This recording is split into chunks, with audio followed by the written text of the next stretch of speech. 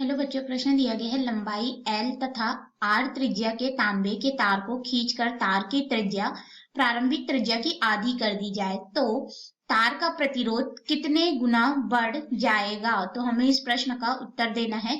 हम लोग इस प्रश्न का उत्तर देंगे, लेकिन उससे पहले हम लोग यहाँ पे मुख्य अवधारणा देखेंगे जिसके आधार पे प्रश्न का उत्तर देंगे। तो मुख्य अवधारणा के अंतर्गत हम लोग यहाँ पे किसी भी तार का जो प्रतिरोध होता है वह क्या होता है इसको पहले समझ लेते हैं। ठीक है, तो प्रतिरोध जो होगा हमारे पास, इसे हम लोग R से प्रदर्शित करते हैं और ये हमारे पास हो जाता है प्रतिरोध R बराबर प्रतिरोधकता रो, या फिर इसे विशिष्ट प्रतिरोध कहते हैं, जो कि उस चालक तार का स्वयं का गुण होता है और उसकी लंबाई L बटे अनुप्रस्थ काट का क्षेत्रफल। इस रूप में हम लोग इसे प्रदर्शित करते हैं। तो ये हो जाएगा हमारा समीकरण 1।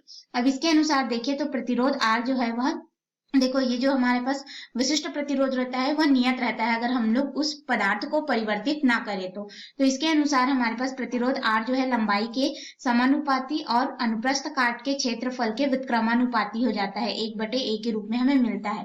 तो इन सभी जानकारियों के आधार पर हम लोग अपने मुख्य प्रश्न में आते हैं। तो मुख्य प्रश्न में हमें बोला गया है कि L लंबाई तथा R त्रिज्या के तांबे को तार पर खींच दिया जाता है। ठीक है, तो इस तरह से हम लोग मान लेते हैं कि हमारे पास एक तार है जो कि AB है, जिसकी लंबाई कैपिटल L है, इसके अनुप्रस्थ काट का क्षेत्रफल A है। ठीक है, और ये तांबे का तार है। इस समय इसकी जो त्रिज्या है वो हो जाएगा हमारे पास में R।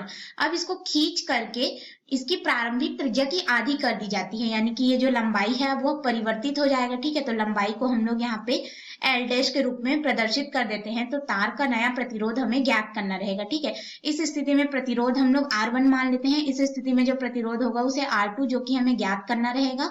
अब यहाँ पे ये जो त्रिज्या है उसको आधा कर दिया जाता है प्रारंभिक त्रिज्या का, यानी कि R2 बराबर कितना हो जाएगा हमारे पास में, जो हमने R लिखा है या फिर इसे हम लोग R1 कह देते हैं, R1 बराबर R ले लेते हैं। ठीक है, तो ये हमारे पास हो जाएगा R1 का आधा। इस तरह से हमें प्राप्त होगा। तो इसका यहाँ पे हमारे पास अगर देखें तो लंबाई भी परिवर्तित होगा, लेकिन हमारा यहाँ पे तार का जो आयतन है वह नियत रहेगा। क्यों? क्योंकि तार को खींचने पर तार की त्रिज्या क्या हो रही है, तार को हम लोग इस तरह से खींचते हैं कि इसकी त्रिज्या पहले से आधी कर दी जाती है। ठीक है, तो त्रिज्या का मान जो है वो कम हो रहा है, लेकिन लंबाई तो बढ़ रही है ना हमारे पास। ठीक है, तो लंबाई जो है वह बढ़ रही है। इसके अनुसार हमारे पास आयतन तो नियत हो जाएगा। अगर हम लोग देखें तो आयतन नियत हो गया, यानी कि हमारे पास इस तरह से लिख सकते हैं हम लोग, प्रारंभिक और अंतिम आयतन ले लेते हैं। तो प्रारंभिक आयतन को BI से दर्शा देते हैं तार का, और अंतिम आयतन को BF से, यानी कि जो नया आयतन मिलेगा। तो प्रारंभिक आयतन कितना हो जाएगा, पाई गुणित पहले की त्रिज्या R1 का वर्ग गुणित पहले उसकी जो लंबाई थी L बराबर हो जाएगा हमारे पास में, जब उसको हम लोग खींच लिए तो त्रिज्या आधा कर दिया, उस समय पाई गुणित यहाँ पे हो जाएगा R2 का वर्ग गुणित लंबाई हो जाएगा L डैश के रूप में। अब पाई नियतांक है तो यहाँ से ये पाई से पाई जो है कट जाएगा, लंबाई को एक तरफ रख लेते हैं। तो ये हमारे पास हो जाएगा L बटे यहाँ पे हो जाएगा L डैश के रूप में, और यह हमारे पास बराबर हो जाएगा त्रिज्या R1 बटे हमारे पास ये R2 हो जाएगा, R2 ऊपर में रहेगा बटे R1, और फिर पूरे का कर देंगे हम लोग वर्ग। अब हम लोग यहाँ पे त्रिज्या का मान रख सकते हैं, या फिर हम लोग अभी से इसी रूप में रहने देते हैं और इसे हम लोग समीकरण 2 नाम दे देते हैं।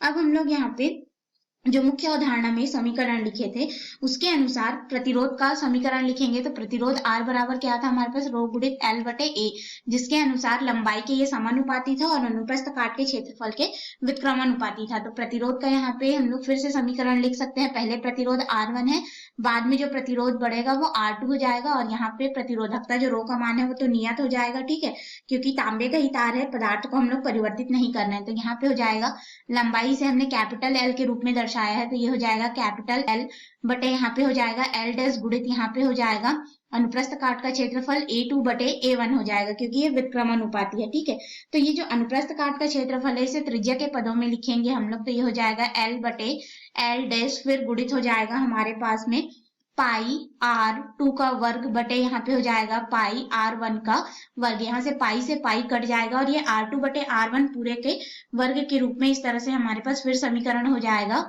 R1 बटे R2 बराबर हो जाएगा लंबाई L बटे L डैश, फिर गुणित हो जाएगा यहाँ पे R2/R1 और फिर पूरे का वर्ग। तो इसे हम लोग समीकरण 2 से रिप्लेस कर सकते हैं, जो कि हमारे पास प्राप्त हुआ है लंबाई के समीकरण के रूप में, ठीक है, L/L' के रूप में हमें प्राप्त हुआ है। तो इसको हम लोग यहाँ पे रख देंगे, या फिर त्रिज्या के मान को भी रख सकते हैं। देखिए हमारे पास यहाँ पे L/L' है, तो ये हमारे पास क्या हो जाएगा, इसका मान R2/R1 के बराबर है, तो इसी मान को क्या करेंगे, इसमें रख देंगे, ठीक है।